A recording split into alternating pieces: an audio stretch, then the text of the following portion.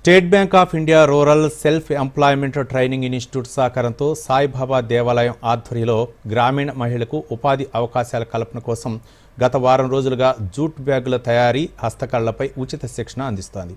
ఈ శిక్షణ ద్వారా మహిళలు స్వయం సమృద్ధి, స్వయం ఉపాధి సాధించవచ్చునని జూట్ ట్రైనర్ తౌడు తెలిపారు. ప్లాస్టిక్ రహిత సమాజం కోసం జూట్ బ్యాగులు, హస్తకళల తయారీ శిక్షణను అందిస్తున్నామన్నారు. శిక్షణ పొందుతున్న మహిళ స్వాతి మాట్లాడుతూ ములుగు బండారుపల్లి నుంచి ఈ శిక్షణ కోసం వచ్చారని తెలిపారు.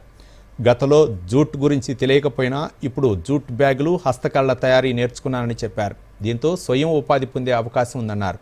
శిక్షణ నిర్వాహకుడు ప్రభాకర్ మాట్లాడుతూ ప్లాస్టిక్ రహిత సమాజం కోసం జూట్ బ్యాగుల వినియోగాన్ని ప్రోత్సహించేందుకు ఈ శిక్షణ అందిస్తున్నామన్నారు.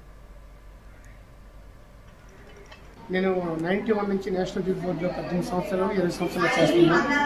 తర్వాత ఆర్సిటీలో 10 సంవత్సరాల నుంచి ఆర్సిటీలో గెస్ట్ ఫ్యాకల్టీగా చేస్తున్నాను సార్. ఇప్పుడు ప్లాస్టిక్ బదులుగా paper bags, jute bags, cotton bags ఇవన్నీ ఇప్పుడు రెడీ అవుతున్నాయండి. ఇప్పుడు ఇంతవరకు మేము జూట్ బ్యాగ్స్ నేర్పుకున్నాం. ఈ జూట్ బ్యాగ్స్ ట్రైనింగ్ ఇస్తున్నాను.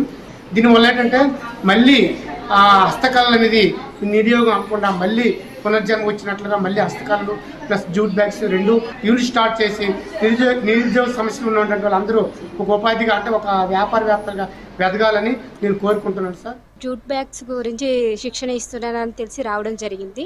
అవి చాలా సంతోషంగా నేర్చుకున్నాను. అవి అసలు నాకు తెలియదు, వాటి గురించి ఐడియా కూడా ఏం లేకుండే.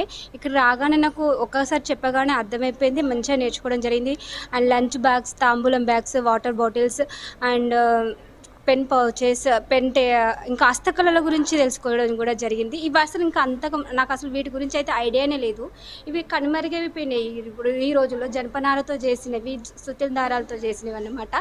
సో వీటి గురించి ఐడియా నాకు లేదు, అసలు అవగాహన అనేది లేదు. ఇక్కడికి వచ్చిన తర్వాత పూర్తిగా వీటి గురించి తెలుసుకొని రెడీ చేయడం జరిగింది.